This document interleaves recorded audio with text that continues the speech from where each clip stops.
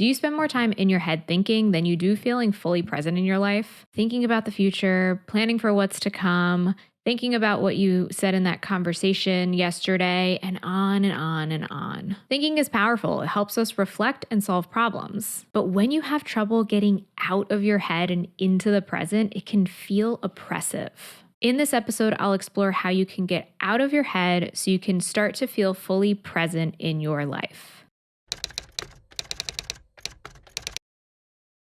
Welcome to Calmly Coping. My name is Tati Garcia, and I'm a licensed therapist and coach specializing in helping high achievers overcome anxiety, burnout, and overwhelm so they can feel calm, balanced, and confident from within. If this topic interests you, then please like, subscribe, and hit the notification bell so you'll be notified every time I release a new episode. Thank you so much for tuning in. Full disclosure, I am not always in the mood to record, and today was one of those days where it's kind of like a slog to get here. Even though I really enjoy talking about these things, we all have our ups and downs as humans, and today it's just one of those days for me where I'm like feeling like not in the mood to be in front of a camera. However, I know that it's something that is important for me to just continue with the consistency and stay with my schedule. And so what I did was I modified my plan.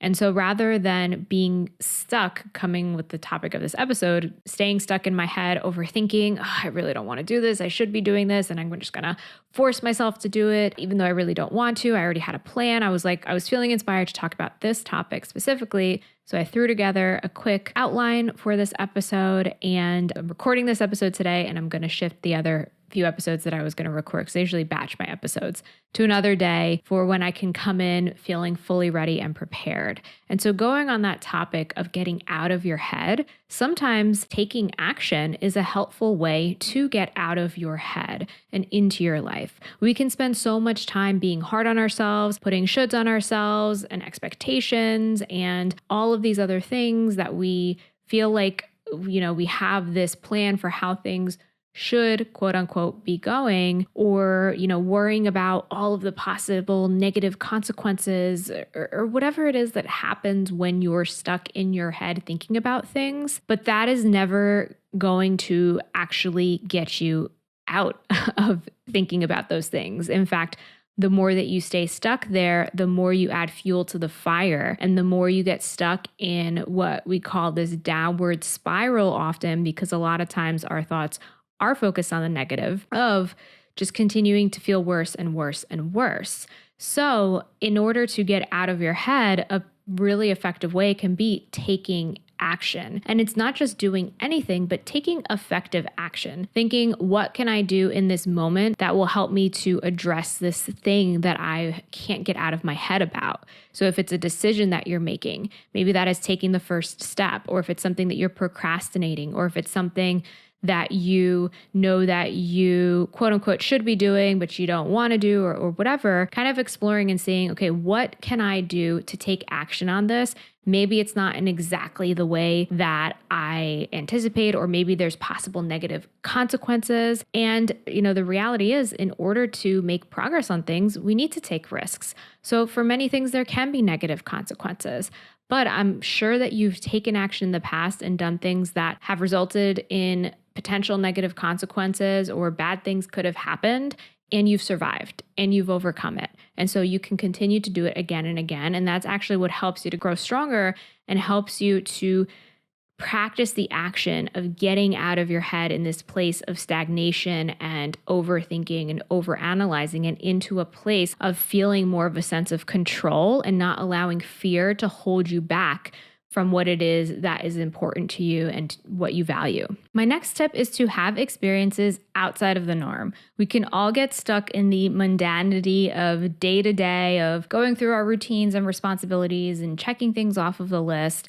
And that is great. And that is a normal part of being human. However, sometimes we can get stuck in these routines and then get into autopilot, and that can keep us more and more in our heads. So if we can have experiences outside of the routine, so maybe that is, stepping away from work and responsibilities, having fun, even if it's something small, even if it's just something that will help you to add a little bit of excitement or pleasure into your day, seeing if you can practice doing those things, taking time for yourself or with loved ones, or to do things that maybe you might normally say, I don't have time for this thing, or I really need to check this thing off. The reason I suggest this for getting out of your head and into your life is because oftentimes the things that allow us to feel fully present are the activities that we enjoy, whether that is spending time with friends and family, or doing a hobby that you really enjoy, or going for a walk, or being in nature, or exercising. Think about for you, because this is going to be different for each and every person, but what are the things that allow you to feel fully present? Maybe you can feel fully present in your day-to-day activities. And if you have trouble with that, even, and this is going to touch on a later tip that I share, but practicing being present in those moments for the things you do. But sometimes a simpler way to start is to practice doing something that is novel or fun or that you enjoy. And oftentimes those are the activities where you can feel more fully present. So maybe making a list of things and thinking back on, when are the times in my life where I've felt like I can be present, where I haven't been stuck in my head overthinking things. Another important tip for getting out of your head and into your life is your relationship with your thoughts. It is so important to see your thoughts as just that, thoughts and nothing more. Because oftentimes we can start to believe our thoughts. We can attach meaning to our thoughts. We can see them as facts, and oftentimes they aren't. And that then affects the way that we feel, right? So if you're having thoughts like, I'm never going to be happy, or I am super overwhelmed and I'm never going to be able to relax, or whatever other kinds of thoughts you might be having, those thoughts are then going to affect the way you feel and make you feel hopeless and make you feel discouraged. So it's important to have a separation from your thoughts so that they are not really kind of running the show when it comes to how you're feeling. So seeing that your thoughts are just thoughts. We all have thoughts that come up that are thoughts that we don't want to have, thoughts that we're like, why am I thinking about that? Thoughts that we don't believe. If you're somebody who struggles with anxiety, especially OCD, obsessive compulsive disorder, maybe you have intrusive thoughts, and intrusive thoughts are these really distressing, disturbing thoughts that come in, and just like how it sounds, they are intrusive, they are beyond our control, and that can be disturbing, that can be disconcerting. And it's important to recognize that thoughts are just thoughts. They do not define who you are as a person. They do not define your values or your views or anything like that. And when we can have that separation and recognize that, okay, my brain's just doing what it does, which is think. And that's what all of our brains do. Some of our brains think more, some of our brains think in different ways. There's nothing right or wrong about that. But when you can identify that, acknowledge that, and see, okay, I'm having a thought that is something that's really negative and it's really having a negative effect on me. How can I label this as, this is a thought, this is not a fact? Maybe I can look at the evidence in this situation and see what is actually true versus what is my opinion and what is coming from a place of fear or sadness or whatever other emotions could be influencing your thinking. And one way that I like to think of describing your thoughts is kind of watching them flow by like leaves in a stream. This is something, if you've ever done meditation, you might have heard. You could imagine like your thoughts are flowing by in your head, like you're watching leaves flowing by in a stream, or like you're watching clouds floating by in the sky. Your thoughts are just going to flow by, and you don't have to attach to them. You don't have to latch onto them and then feed into them, but you can notice them and then allow them to just continue on without believing what they are telling you. This is a super powerful tip when it comes to getting out of your head, because that gives you the control to step away and say, well, I don't need to be kind of embroiled in these thoughts. I don't need to be trapped in my head thinking about all of these things, but I can choose to let go and be present. I can choose to let go and focus on something different. My next tip is to start listening to your body. That's because being in tune with your body is going to naturally get you out of your head and out of thinking. So this can include things like your physical sensations. Do you notice tension anywhere in your body? Do you notice tightness? Do you notice any lightness or comfort in your body? just noticing what is here. Are you experiencing hunger cues? Are you experiencing any sort of urge or pull for something or to do something? Sometimes, and I know this happens to me a lot, I can be sitting somewhere and my head is already kind of over in the kitchen making my lunch rather than being right here. Are you noticing that your mind is wanting your body to be somewhere else and there's these urges to do this or to kind of like project into the future? And can you bring it back to what is here right now in your body and just notice those urges or those preferences? Because our bodies communicate to us, right? The way that we exist is not just in our brains, it's not just in thinking, but it's through our entire body. And through life, we often become more disconnected from our bodies. We often learn to prioritize thinking and proceeding in that way, especially if you are a person who something like intelligence and achievement has been prioritized and has been rewarded throughout your life, and you're somebody who maybe tends to be more cerebral, then that is going to be even more pronounced, where you're going to have this conditioning that's making it so that you're more likely to live in your head and prioritize that rather than connecting with your body. So anything that allows you to tune into your body, so that can be things like yoga or exercise, just going for what's considered a mindful walk.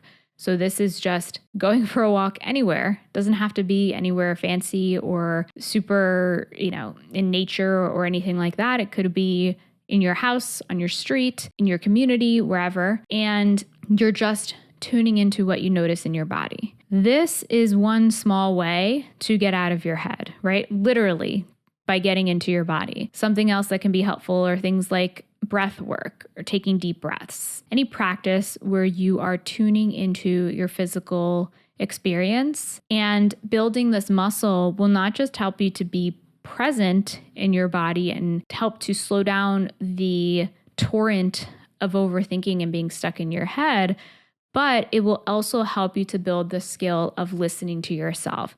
I did a previous episode on the difference between anxiety and intuition and how to connect to your desires, how to connect with the preferences that you have for certain things when we often can get disconnected from those and focus more on what other people want from us or what we think we should be doing. And so if you're interested in that, I think that episode can be really powerful to help you to connect more with that inner voice by listening to your body. I alluded to these throughout all of the tips that I shared, but mindfulness practices, although extremely cliche and talked about a lot nowadays, are very impactful when it comes to getting out of your head and into your life.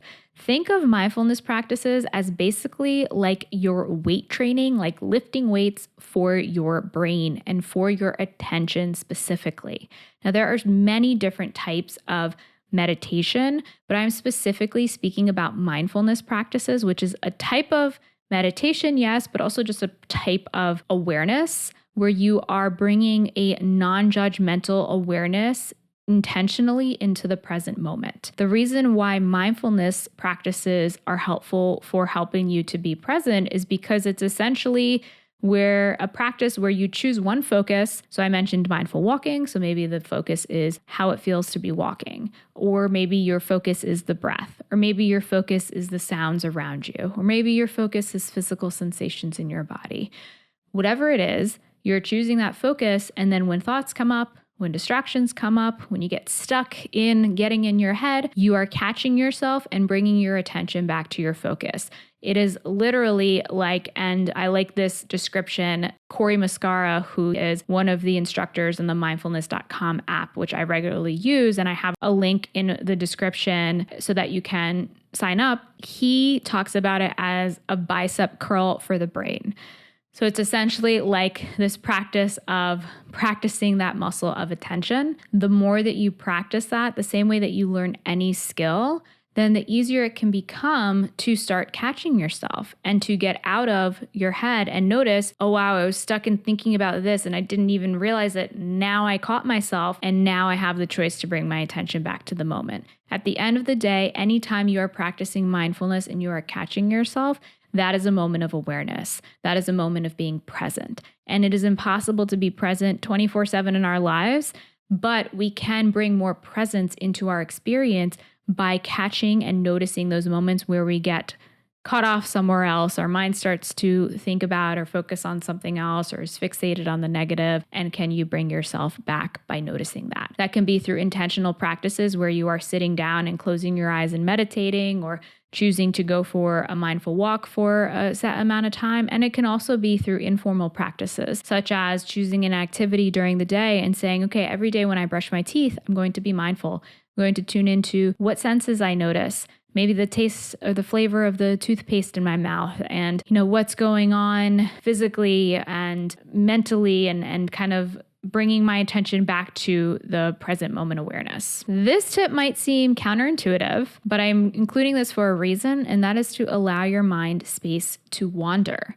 This is actually an important thing, because what often happens, especially nowadays where we have so much of an excess of information, is that we can often find ourselves in a place where we constantly have information and distractions. So maybe you're listening to a podcast on the way to work, or maybe you are constantly distracted by your responsibilities and things throughout the day, and your mind does not have the opportunity to wander. Okay, it is important for our minds to wander, to help to process information, to work through things that happened earlier in the day, to just come up with solutions to problems, things like that. And so if we're constantly always having distractions and inputs, that's going to then make it so that in any moment where there is space or silence, then your brain is going to go into overthinking and focusing and processing, and maybe without you even really wanting it to. This is why a lot of people, when they start to or try to go to sleep at night, they struggle with getting to sleep,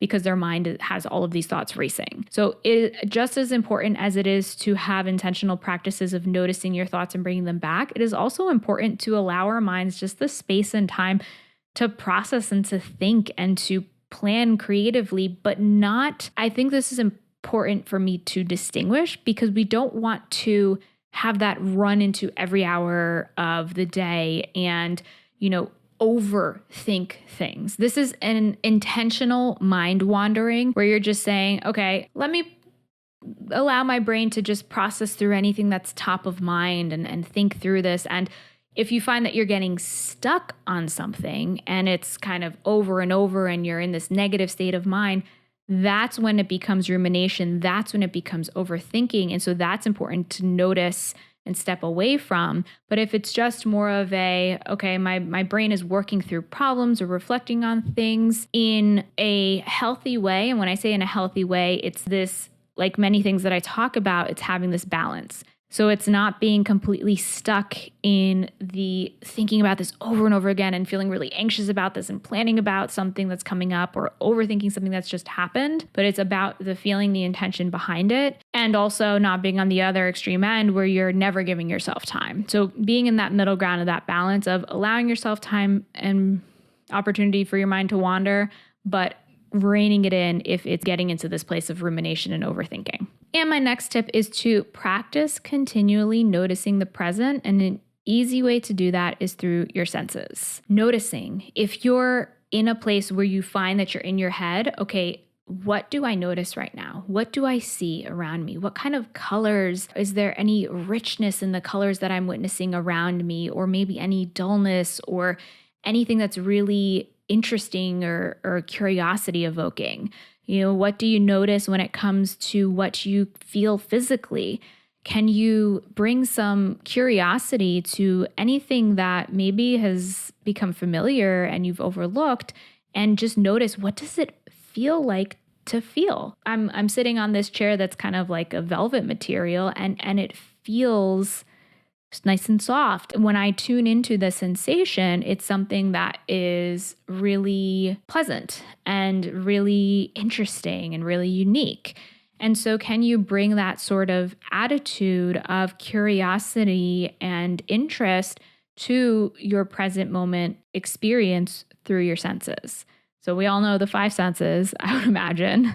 But, sight, feeling, I talked about those two. What do you hear? And hearing can be an interesting one because you can tune into what do you hear nearby, maybe the sound of my voice, and what do you hear in the distance? Sometimes the longer you sit and listen, you can notice more and more sounds and notice more and more nuance. And is it possible for you to notice what you hear without judgment? Without saying, oh, this voice or this noise is annoying, or oh, this noise is really pleasant. Just what's here? What is the complexity within these sounds or the simplicity within them? And then, of course, same thing with smell and taste.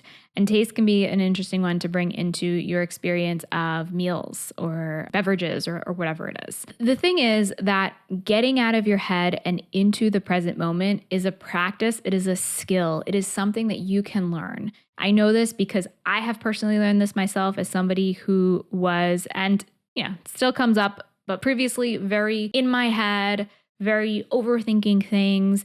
And I have retrained my brain to get into a place of being more present, of appreciating the present more, of being more curious about my experience.